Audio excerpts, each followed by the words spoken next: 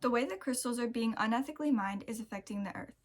I have spent the last few weeks explaining what crystals are and how they benefit your life, but this time I'm here to talk about how unethically sourced crystals are harming the environment.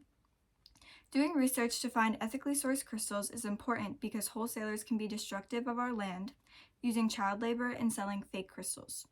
Not all mining companies are at fault for this issue, and with your research before consumption, it can help you narrow out where to buy your crystals from. Let's get started with how crystal mines can be destructive. Crystal mining has to be done in order to keep the market alive. Just like most things in life, there are right and wrong ways of doing so. With the research gathered from my survey, most of my audience is aware that unethically mining causes pollution and destruction to the environment. For example, the Amazon rainforest has taken a large hit from mining companies. According to WWF, the danger of crystal mining in the rainforest includes deforestation, pollution, and an encroachment of indigenous land. This source also mentions the effects mining has on the area's water drainage, polluting the water with runoff from the mine, and threatening local communities, including indigenous people, by affecting the quality of food supply. The Amazon is at risk when crystal mining companies carelessly mine tunnels through the land. Companies also use chemicals like mercury to help extract the stones from the ground, leading to harmful pollution. This affects plant life as well as animals that live in the Amazon. The plant absorbs the water through the soil, which can pollute the animal with deadly chemicals.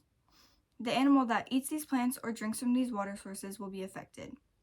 The rainforest already has so many plant life and animals on the brink of extinction. Not only is the Amazon at risk, but so are the miners who work for this company. Oh, sorry, I don't know if you could see it, but there we go. Sorry. Third world mining companies often use child labor. Mines are most definitely not safe for children. The Centipede states that health and safety hazards consist of fatal landslides, tunnels collapsing, and uncleared air filled with microscopic crystal particles.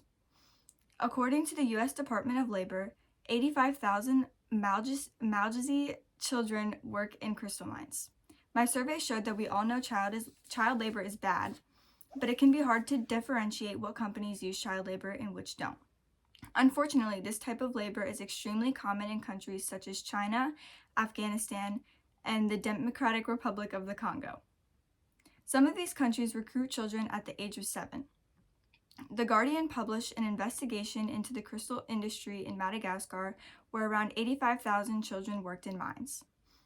This practice is extremely unethical, and no child should be put in these hazardous conditions.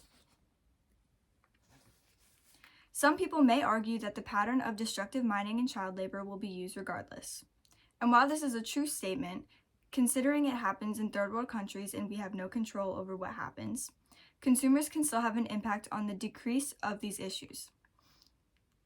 The fewer people who research the companies that they are buying from to make sure that they are ethically mining, the less demand and less unethical mining companies face. The less demand the unethical mining companies face. There are also other ways we can make a difference in how these mining companies source their products. There are many petitions for stopping deforestation in the Amazon, as well as in other countries facing the same problem. Just because the issue will continue to happen does not mean we should continue to let these companies profit off of their wrongdoings.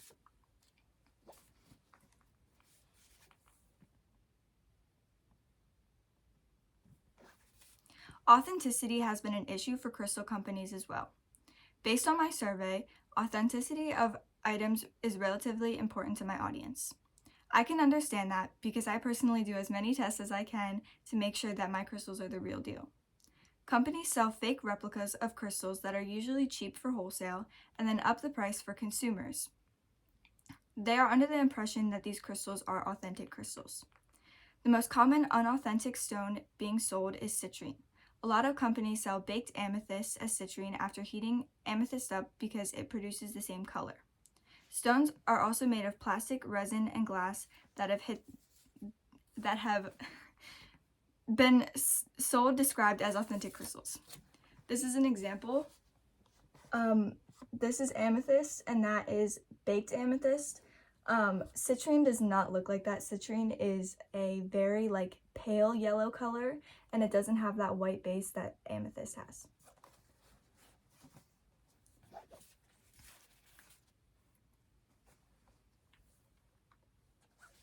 While making sure a website is ethical can be hard, I have a few tips on how to tell whether or not a company is reliable.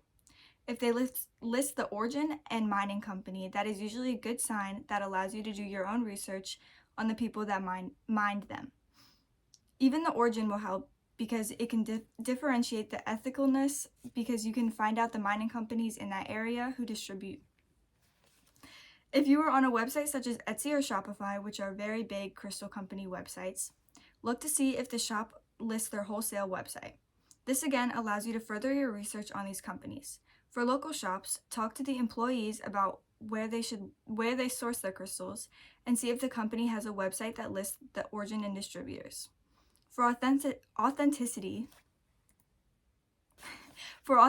you can perform a scratch test following Mohs hardness scale. This is the Mohs hardness scale.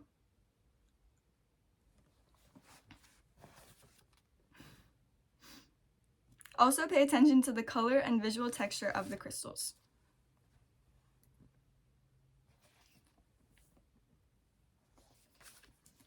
Unethical crystal mining has a huge impact on the crystal industry as well as the environment. Companies that use destructive mining techniques, child labor, and unauthentic products are harmful for everybody. I hope that with this insight I've provided, we can influence these harmful patterns and make a change. Thank you. And that is my works cited.